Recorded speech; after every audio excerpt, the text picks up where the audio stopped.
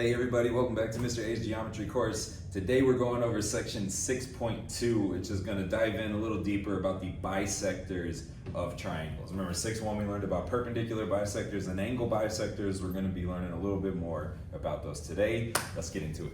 In 6.2 and 6.3 we're going to be learning about points of concurrency. This is the intersection of three or more lines or razor segments. So here at the beginning of Unit 6, we're learning about these special segments in triangles like perpendicular bisectors, angle bisectors. There's some more that we're going to learn. And we need to memorize the points of concurrency for those special segments and the math that's involved with them. So here is what a point of concurrency is. We have lines L, M, and N, that's three or more lines, and they're intersecting here at point A. That is a point of concurrency. It's where three or more line segments or rays intersect each other. The first specific point of concurrency that we're going to be learning about is the point of concurrency for perpendicular bisectors. If we have three perpendicular bisectors of a triangle, their intersection is called a circumcenter. And again, one skill we need is memorizing the point of concurrency that goes with the special segment in a triangle. So perpendicular bisectors create circumcenters. So here's an example of that. We have a triangle with three perpendicular bisectors. Remember, perpendicular things make right angles. So all three of these lines are making right angles with one side of the triangle. And bisectors cut things in half.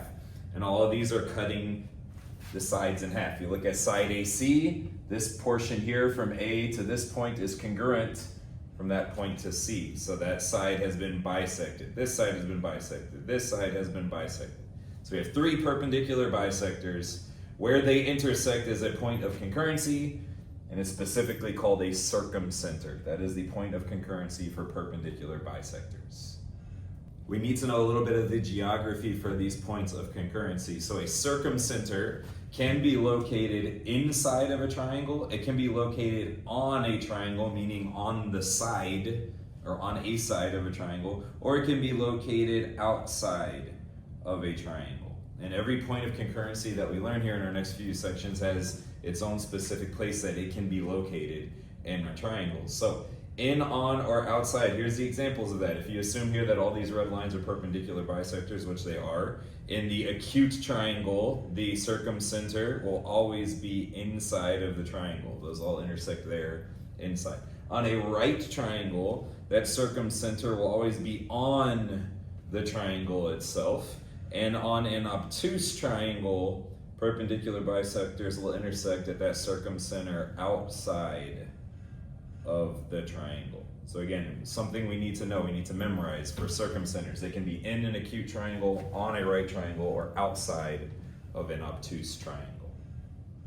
Of course, we're also going to have math involved here with these points of concurrency. So for the circumcenter, the theorem tells us that the circumcenter of a triangle is equidistant to the vertices of the triangle. So from the circumcenter to any corner of the triangle will be the exact same length, will be congruent to each other. So as we look at the perpendicular bisectors in this triangle, again, I can tell perpendicular because it's making a right angle, it's bisector because it's cutting AB into equal halves here, and so on for our other sides. Those perpendicular bisectors, those green segments, all meet at point S. That is our circumcenter. And our theorem that we're learning now is telling us that S is equidistant to all three corners, all three vertices of this triangle. So SA would be congruent to SC and congruent to SB. And that's filling in our little note here. Since it's equidistant to the vertices, SA, SB, and SC are all congruent lengths. And this is where we're going to have our first bits of math. We're going to apply this knowledge to solving for variables or measurements in a triangle. In our first application of this theorem, we're told in this problem that AD, BE, and CF are all perpendicular bisectors. So even though we don't have the exact marks for it in our figure, directions are telling us these are all perpendicular bisectors. And they're giving us some lengths here. They're giving me the length of OB as 14 units long. Well, the theorem we just learned tells us that all of these distances from the intersections of our perpendicular bisectors to the vertices have to be congruent. So from O to B, would be the same length as O to A and the same length as O to C. Again, this is our circumcenter theorem. O is the point of concurrency for our perpendicular bisectors that makes it the circumcenter, and it is equidistant to all three vertices of our triangle. So OB is 14. We're asked to solve for x and y. OA is 4x minus 4. And again, that distance has to be congruent to this distance. So that 4x minus 4 has to equal the 14 here from OB. All right, what we can do to keep this nice and organized is we can say OB has to be congruent to OA, and then substitute values in here. OB is 14, congruent means equals, OA is 4x minus 4, and we can do algebra here to solve for x. If I add 4 to both sides, I'll get 18 equals 4x. Then I can divide both sides by 4 to get x equals 4.5. Right, and then we can do the same thing for y. So y is on OC, this piece down here, which again has to be congruent to OB. They need to be equal in measure. So OB is congruent to OC, OB is 14, congruent means equal in measure, OC is 2y, and we can solve there by dividing both sides by 2, y is 7. So remember, for circumcenters, that point of concurrency for perpendicular bisectors, they are equidistant to the vertices. It's going to be the same distance for those three segments. The next point of concurrency that we're going to work on memorizing is called the incenter. This is where the angle bisectors of a triangle intersect each other. So again, we're memorizing all of these points of concurrency for our special segments. If we have three angle bisectors in a triangle, where they intersect each other will be the incenter of the triangle. So here in this triangle ABC, we have three angle bisectors, our blue rays here. I know they're bisecting the angles because I have congruent halves on either side of each ray. That means those corners are getting cut into equal halves, making these bisectors. That point of concurrency where the three of them intersect is called an incenter. Remember, each point of concurrency has special geography that goes with it. For an incenter, this is pretty easy to remember because the word in is in there. They are always inside the triangle. Incenters cannot be on a triangle or outside the triangle. They have to be inside, no matter if it's acute, right, or obtuse. And I'll give you a quick little sketch here to visualize that, right? If that's an acute triangle, an angle bisector would look like this. These green segments look like I'm cutting the corners in half. You can see where those intersect is inside the triangle. This one roughly looks like a right triangle, but again, if I draw segments that cut each corner in half, you'll see that they all intersect inside the triangle, and the same thing would occur for an obtuse triangle like this. If I were to draw segments that appear to cut the corners in half, the intersection would still be inside the triangle. So incenters, always inside the triangle.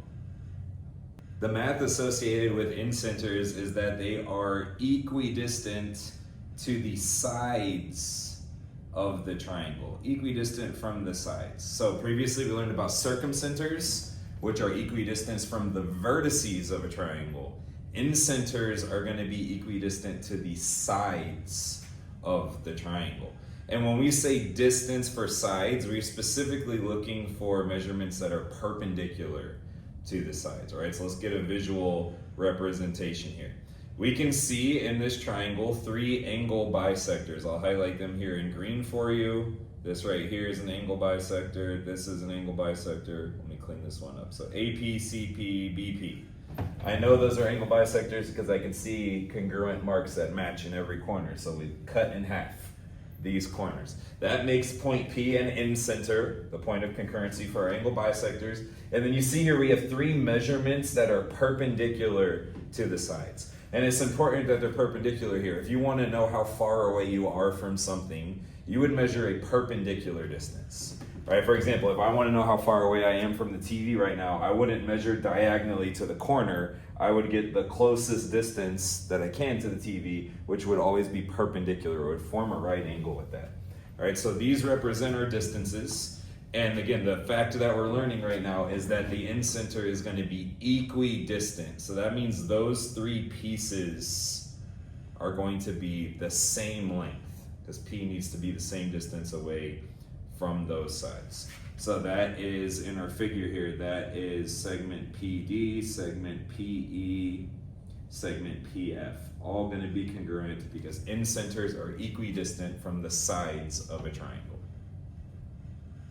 All right, let's apply this knowledge. Now that we've learned a second point of concurrency, we first must realize how important it is for us to visually comprehend what we're looking at, and then to have the memorization, have it memorized, the properties of the things that we're looking at. As we look at this triangle, the red segments, maybe orangish depending on your screen here, are angle bisectors because I have congruent angle marks in each corner showing me that those corners, those angles have been cut in half.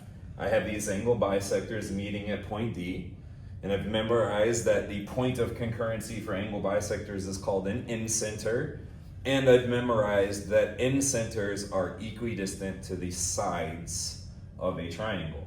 Well, how do I know these blue things are the distances from the sides? Because of the right angles. Distance to a segment needs to be perpendicular, right? And then we can even see on this example, we have the congruency dashes here telling us that they're all congruent to each other. We will not always have that in our given problems. And we're asked to solve for x in this problem, which are on these lengths from the incenter to the side. So they have to be congruent. So solving for x would be taking the 2x plus 4, setting it equal to the 4x minus 6, and doing algebra to solve. All right, I can subtract 2x from both sides to get 4 equals 2x minus 6, and I can add 6 to both sides to get 10 equals 2x, and then divide both sides by 2 to get x equals 5 in this example. Right, guys, that's all there is to it. I'm not going to give you a bunch of examples of the math that's involved here because really the skill in here is memorizing the names and the properties of these special segments and their points of concurrency. Remember, perpendicular bisectors create circumcenters, which are equidistant to the vertices in the corner. Angle bisectors make a incenter as the point of concurrency, and those are equidistant to the sides of the triangle. Again, it's just memorization for this content. All right, that's it for 6.2. We'll see you in 6.3 where we learn about more points of concurrency for different segments. Bye, guys.